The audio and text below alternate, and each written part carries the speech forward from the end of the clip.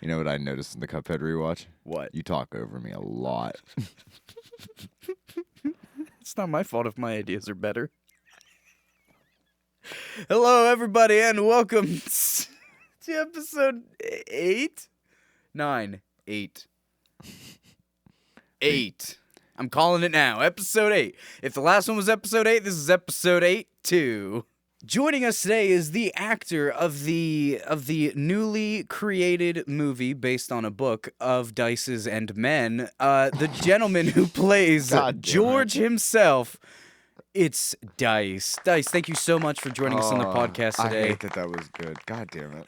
That's It was a long fucking shot, but it landed right when it needed to. To break the illusion, it did take me about 30 seconds of dead silence to come up with that one, but that's all gonna get edited out. But you know what's not gonna get edited out? And then I think we slept till noon. This is boring. Why am I talking about this? I don't want to be that podcast. Oh my god, it felt boring talking about it. Ew. Oh fuck it. Put zany noises in. Put zany noises in? Like the default pack that every radio DJ gets when they graduate annoying sound effects school. Exactly that. Air horns, penis sounds, the girl going. Wait, pause. Penis sounds? The boy. That's always a representation of a hard-on. Okay, fucking fair. Fight me on it. I literally, my first thought was, what sort of like Foley effects can you make with a dick? Have we talked about the sound of two dicks slapping? I've never heard that, but okay. This was a performing art piece I thought of in college that was going to go on for like 10 minutes. I don't know. What, in front of judges? No, in front of anything, man. Like, you were going to sell tickets to that? Welcome to America's Got Talent. Please state your name. Jayne Cobb. All right, Jayne Cobb, what's your talent? Well, I have this art piece that I would like to present to you today. Behold, the sound of two dicks slapping. It'd be like the sound of zzz. A little bit of rustling. Gotta get them out, and then.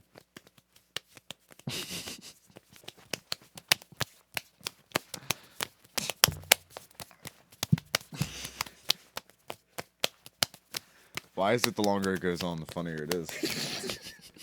Boy, I hope you guys like this sound for the next 10 minutes. Oh, I can't keep that up through the whole podcast. My arms are already... Yeah, I couldn't. It's so cold, my arms are already stinging. Yeah, that's the problem. Yeah, you're right. The other problem is I slap way too hard with my sausage fingers. Jesus. That's right. I'll get there first. I was going to say you were tired already. See, now it's a challenge. Starting at 5:15, go. So, what are we going to talk about this week? Nah, I want to see this through. We can't just have 5 minutes of me. Why? We had 40 minutes of me ranting about a fucking movie. Because this is all it's going to be. You can't just have the sound of two dicks slapping for that amount of time. You know what? I'll go ahead and talk. Recently, here in Pittsburgh... Stop slapping dicks! Okay. Note, Dice told me to stop 35 seconds in. Okay. So... If you haven't listened to it yet, I highly recommend listening to the new Mac Miller album. I have my fair share of criticisms towards the album, but it is all made up for in the last 5 songs on the album. Or 4. I can't remember if it was track 6 or 7 that is hand-me-downs. So just like a little bit of background on it. I assume we have a diverse audience of people from all around the globe. They may not know who this fucking Pittsburgher is. Yeah, that's actually true. Yeah. That's actually really true. So there's this rapper that came out of Pittsburgh. It's not our home city, but it's the city that Dice and I currently call home. Yeah. Come find us. And he was this up and coming kid for a long time, and he finally broke into the mainstream. The name is Mac Miller, in case I haven't said that yet in this explanation. But you know, as Pittsburgh is very proud of everything that is from Pittsburgh. Just look at the fucking Steelers or Penguins or don't say Pirates. People haven't been proud of him in 20 years. Yeah, well, previously they were proud of the Pirates. So they latched on to also the rap scene that came out of Pittsburgh, most notably Mac Miller and Wiz Khalifa. Yep. which I thought it was a small aside. When I worked as a school portrait photographer, I actually got to take a photo shoot at like Wiz Khalifa's old high school, and I was like, "Huh, this is neat." And they were like, there weren't like any paintings of Wiz Khalifa on the fucking wall or anything, but it was like there's no memorial to Wiz Khalifa. To clarify, I love Wiz Khalifa, and Flight School was still one of my favorite albums to this date. But I don't think there's a picture of Wiz Khalifa that exists where he doesn't have a joint in his hand. So I don't think there could be a portrait in a school. Fair enough. Did the school change the colors to black and yellow by chance? It's Pittsburgh. Everything's black and yellow. Well, I mean, my cousin's school was blue and gold. I believe one of those school colors was purple. I don't know. I don't know why that's sticking out to me. I don't even know if that's correct. Sunray, look that shit up. But it was kind of cool to just like a young Wiz Khalifa, walk to these halls. This is kind of a cool place to be like, you know, this is where it, maybe not where it began, but you know, this is where like most of his career, like he started thinking about getting into rap and all that shit, and he was writing raps. I don't know what all he was doing in high school, but it was just cool to walk in that space. I had the exact same feeling when I went to Chicago once, and I got to record the CRC, the Chicago Recording something or other. We were asking questions. I was like, so what's the most recent thing you recorded? And he was like, oh, we had Chance the Rapper in here last week, and I flipped my shit. I was like, that's so cool. If I'd have been here 1 week ago, we'd have fucking seen him. Chance was standing right there. Ooh! And it turns out that was when he was recording Coloring Book, his third album that came out. So it was just neat to be there. But that was a huge aside to Pittsburghers also love fucking Mac Miller. Same kind of story. I don't know where he fucking went to high school, but hey guys, so I did not realize that Mac Miller also graduated from the same high school as Wiz Khalifa, about 4 years after, in fact. And no, the irony is not lost on me. Anyways, enjoy the rest of the episode. Most of what you guys know, Mac Miller died about a month after the last release he put out called Swimming, which I like to describe as a rap album that took an Ambien. It's very inward. Everything he raps about, it kind of talks more about going into his head and like what's going on. So it's emo in a rap album. And by emo rap, I'm not talking about Broken Side, which is the best. Broken Side is not the best, to clarify. Emo rap is normally like really fucking bad. I'm like, AKA Broken Side. Sunray, put in Broken Side.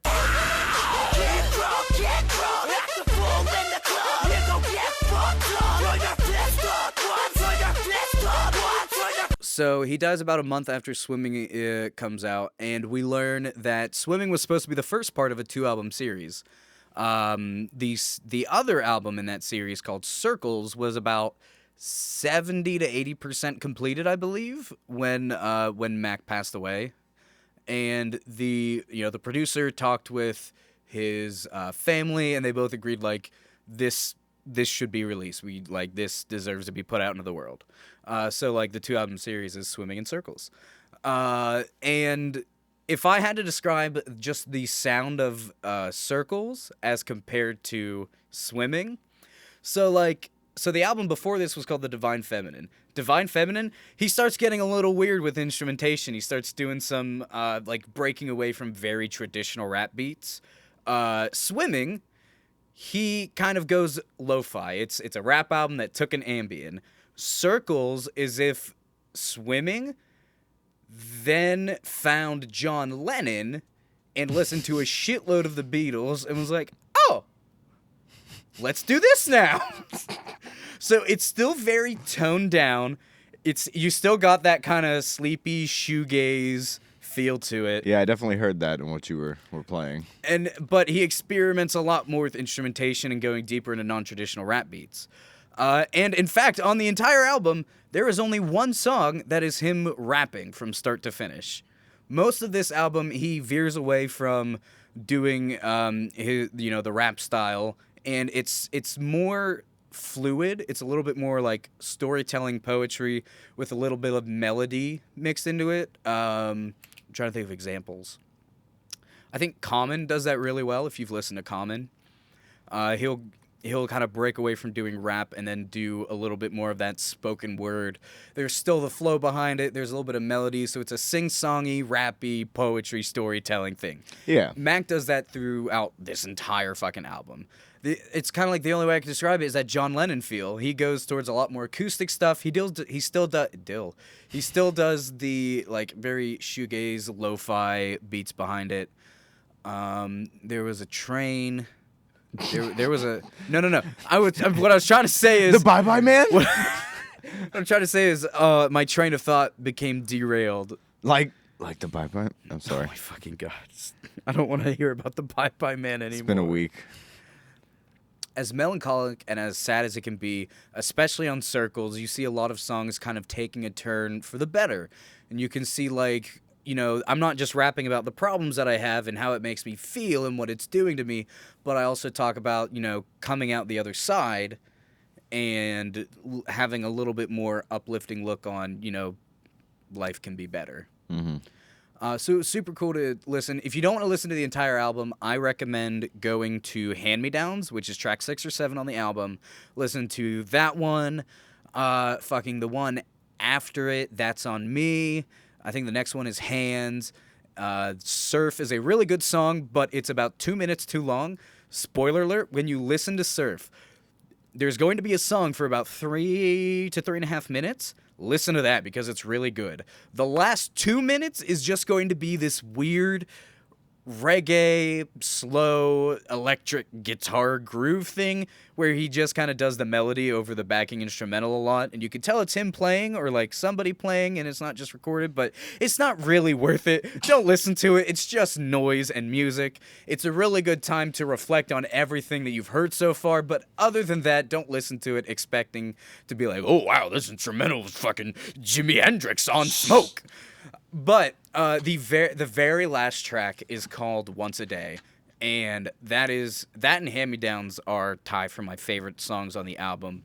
And it's a very simple song, not much behind it. It really just leaves a bunch of open space for Mac to do whatever he wants in this on this song. So you got this wide open. Mac does this really cool rhythm that doesn't like the beat is just. And it's just that normal beat, but the way he breaks up the bars between the whole verse is really, really cool. And the tagline on the whole song is just so catchy, and it sounds sad, but it's not. And it's really good. I can't recommend those songs enough. If you want to listen to the first half of the album, do so. My recommendation, start from Hands, listen to the rest of it, and I hope it changes your mind. Hand Me Down. Yeah, Hand Me Downs, thank you. I mean, I'll check it out. I've never listened to Swimming, but I'm always down to hear how people break up different beats. Mm-hmm. And it's, even if you haven't listened to Swimming, like, looking at your perspective of it, you don't really need to listen to Swimming to get into Circles because they are so sonically different. Mm. Like, they both have that very toned-down feel, but they're completely split. It's interesting. I recommend listening to it. I also really recommend listening to Swimming. I mean, of everybody in the group, I'm the one who doesn't listen to lo-fi, so I know. I don't know if it'd still be my taste or not. And like I said, I do not hate on the man or what he did or anything like that. I think he was a decent rapper. It just wasn't my taste. Yeah, and he just didn't make beats that I really wanted to hear. Mm-hmm. I like how he started. He started like every fucking white rapper in the early 2000s by flipping 50s beats. And it was really cool. God, that's so true. When Circles came out, I listened to Circles once. I'm like, I need to get a little bit more depth on the situation. I'd listened to Swimming so fucking much, and then I listened to Circles once. I was like, all right, let's go back in time. And I listened to each one of Mac's other albums once through, just to like give me a trajectory. And it's so weird how every single white rapper from the early 2000s that was getting their startup, they flipped 50s beats, they did boom baps, they all wore the backwards caps, and then they still slicked their hair back underneath it to give them that dapper look on it. That's a Vanilla Ice thing right there. Oh, God, that yeah. Is. That's a Vanilla Ice I don't like right anybody there, being influenced by Vanilla Ice. Whoa. Oh, yeah. Freudian slip. Uh-oh. Dude, I got respect for Vanilla Ice. That Motherfucker made his money and then was like, "Fuck y'all, still paid." He did, and you can't say somebody did a bad thing when they're still making money off of the shit that they made. Everybody still references Ice Ice Baby. He may be one of the most shitted on rappers of all time, but that motherfucker made his mint.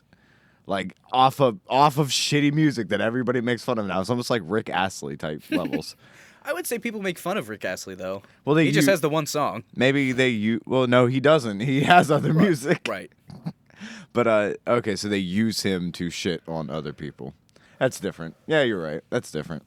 Yeah, see, people gave the connotation that that song is bad because we use it to make other people feel bad. Yeah, you shouldn't do that. Don't rickroll people, guys. Don't gaslight Rick Astley. 2020, new troll. New stopping of trolls. We're gonna put an end to new Rick troll. Rolling. New troll. We're gonna end Rickroll. Troll by ending the Rickroll. I thought of a really dumb sketch the other day where I was doing payroll for all the employees, and I accidentally said paytroll. I was like, what if a troll did like payroll in HR? Like, what if you went into a business office like, I have a disagreement with Karen. She's been stealing the lunch out of my lunchbox for the past week. Oh, that kind of troll. It's the pay troll, yeah. It's a cave troll. Just and, like clubs Karen over the head. Thank you. Why? And that's the whole sketch. So he runs payroll. Yes. HR and payroll are normally lumped together. Are they? Yeah. So if a business is not big enough to have their own accounting and HR. Well, another thing about Cuphead that we reference a lot is how we never had an HR department. So are you the head of our HR then? Not this HR, God no. I'll never be the head of this HR department, Jesus. Motherfucker, you have referenced yourself as treasurer. That sounds like payroll. Nope. Speaking of which, where's my check? Your I check? know Salty Talks 3 went live, man, and I know I won. So where's my check? It's in the mail. Please give it 3 to 7 business weeks. Business weeks? Yeah. How long are you gonna? What the fuck is this? Taxes? How long is your lease here till? No. You don't know. 4 to 6 months. I think you'll be gone by then. If you don't continue your lease, I think you're out in May. Shut up. You'll know where to forward it to. Your wife's gonna sell me the house. I hope so. Oh, God, I need money. Yo, if anybody out there is in Pittsburgh and needs their house sold. Oh, okay. Let's just plug businesses now. I'm not going to plug the business because then people will be able to find me. But message us. I know someone who will sell you a great house. Don't personal message Salty for you to fucking get business for your wife. I mean, Salty can get like a finder's fee. Okay, 20%. Dude, so my wife... 20%. No. My wife works 20%. real estate. If she like recommends a house to a buyer, even if she doesn't sell the house, she can get a finder's fee. That finder's fee can be like $500 to $1,000, 20%. depending on the house that you sell. You want to plug it 20%. She As president of Salty. Oh my God. As treasurer of Salty. I don't give a shit. I overrule. I'll quit. Bye. All right, guys. So next week, the podcast probably isn't coming out. Actually, you probably won't hear this one, so you won't even know.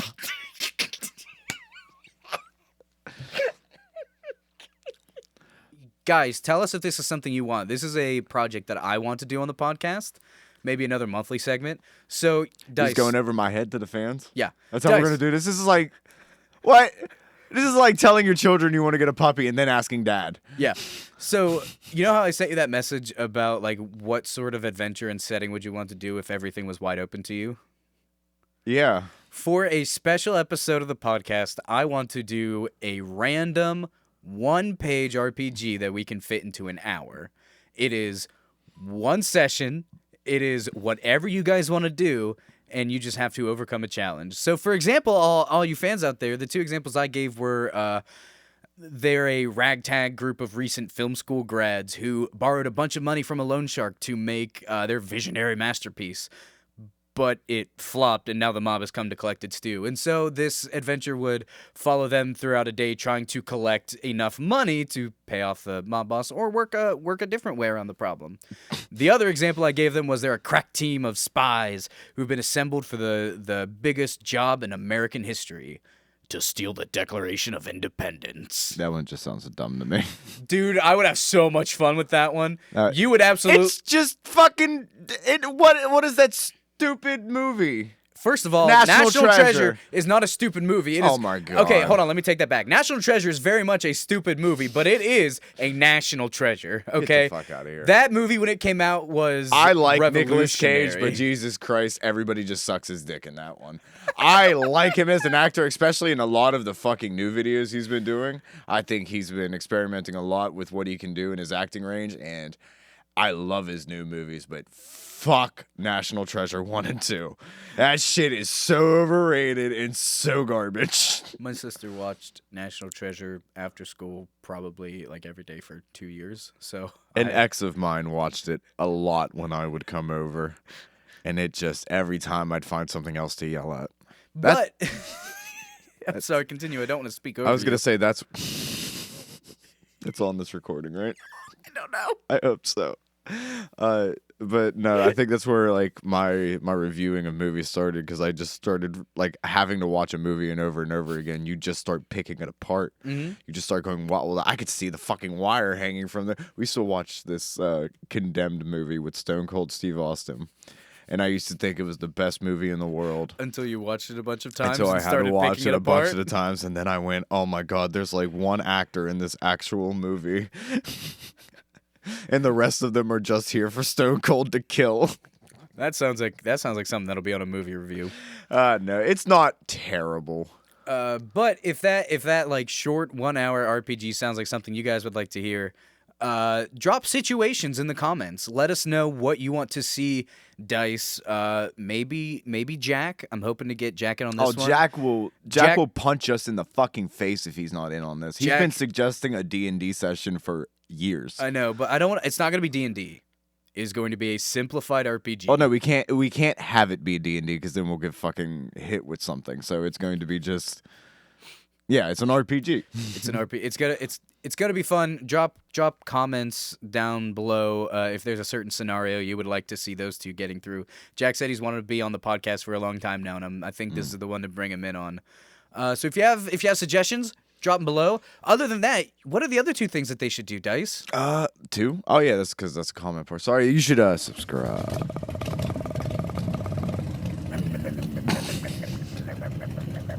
And hit the like button, bro.